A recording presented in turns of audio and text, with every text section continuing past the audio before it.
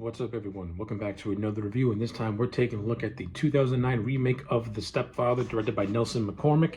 Let's waste no time. Let's get right into it. I don't really have too much to say because when it's all said and done, I did not care for the 2009 remake of The Stepfather.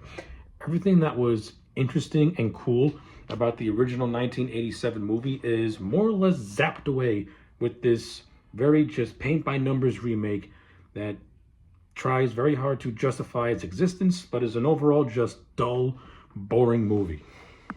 Does the Stepfather remake have a couple of moments that are decent? Yeah. Is the acting solid? For the most part. Does it have good production values? I'd say it does for 2009 standards. This is a very good-looking movie. It's very pretty, very glossy. You know, this is the definition of a digitally filmed movie, and I prefer the 1987 look because I like the more realistic and more grounded and grittier feel. But this one had a budget, so it's going to show on screen, and I got no complaints about that. Look, if you got the money to make a movie, then make it look as good as possible. And The Stepfather, it's a good-looking movie from a production standpoint.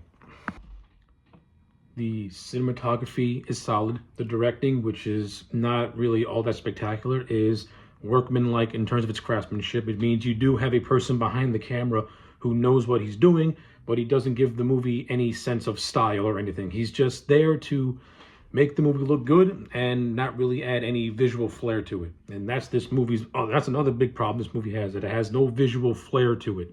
It tries to mimic the 1987 movie in certain areas, and it just falls absolutely flat. Again, the 1987 movie had a very dark, satirical edge to it. Not only that, it was led by the grossly charismatic Terry O'Quinn, who absolutely killed it as Jerry Blake, the stepfather. Nothing against Dylan Walsh, who is the lead in this movie, but his performance is forgettable. Dylan Walsh is extremely forgettable as the titular stepfather. He has no on-screen presence when compared to Terry O'Quinn. His acting is fine. I got nothing against the performance, but he doesn't grab you. His performance does not grab you. The way he tries to balance out being a good-hearted guy and having a sadistic undertone to him, it never felt natural the way Terry O'Quinn portrayed it. Because there were literally moments in the 1987 movie where Terry O'Quinn is being a nice guy and very mischievous all at the same time. And that's just the work of a phenomenal actor, to which Dylan Walsh is not. But I'll say this, though. I think the family is better portrayed in the remake than it was in the original. I like Sella Ward, who plays the woman that he's courting. I thought she was fine in the role. Paige Badley plays the eldest son, Michael, who at first is not really into the stepfather. They slowly start to like one another, but then Michael starts to get suspicious of him. Like the stuff with Paige Badley, his subplot in the movie, that's one of the aspects that I actually do kind of like and I was invested in for the most part. But it's everything else that surrounds it just felt like a drag. Again, the movie's really brought down by just how boring these characters are. Like, they're not interesting whatsoever. What kind of makes it more frustrating is that this movie actually introduced the idea of the biological father, and you actually have a scene where the biological father and the stepfather have a face-to-face, and it was a heated confrontation, and then they have a follow-up scene where he gets killed off.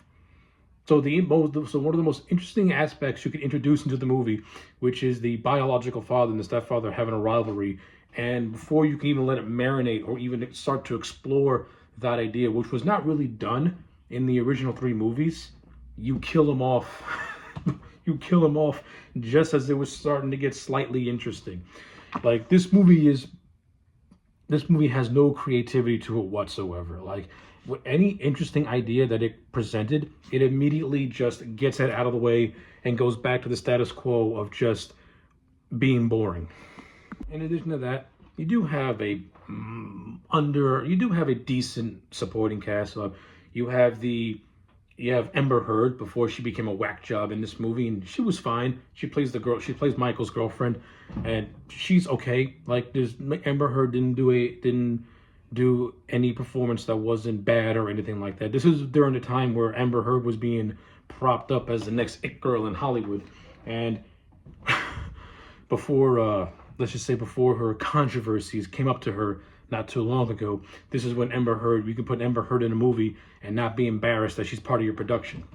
And you also have Paige Tuco. For certain fans, Paige Tuco actually played April O'Neil in Ninja Turtles 2, Secret of the Ooze, and Ninja Turtles 3. So there's some trivia for you. She gets killed off at the end of the movie. To me, her whole thing is that she's the sister of Stella Ward's character. She helps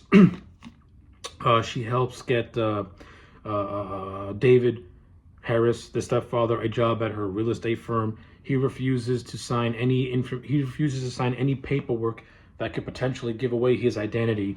And her whole subplot is trying to figure out why he's so secretive and stuff like that.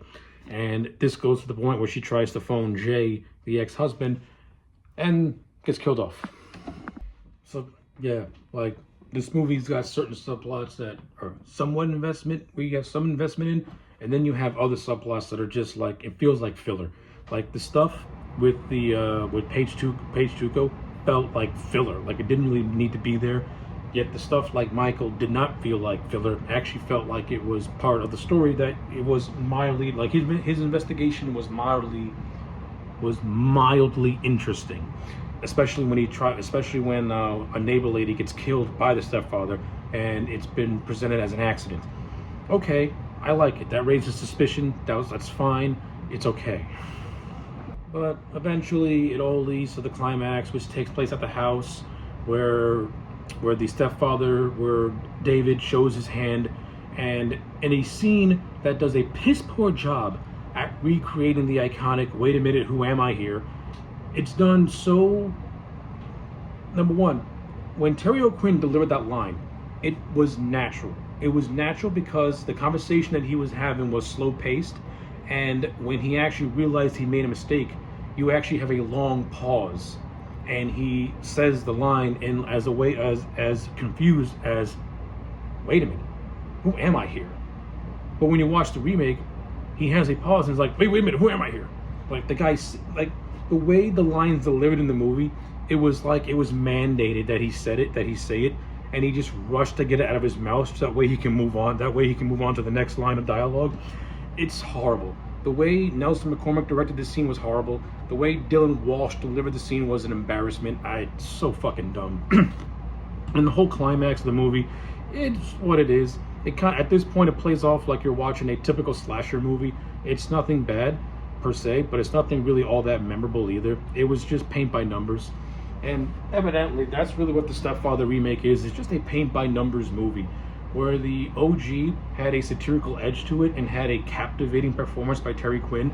This remake just feels tepid.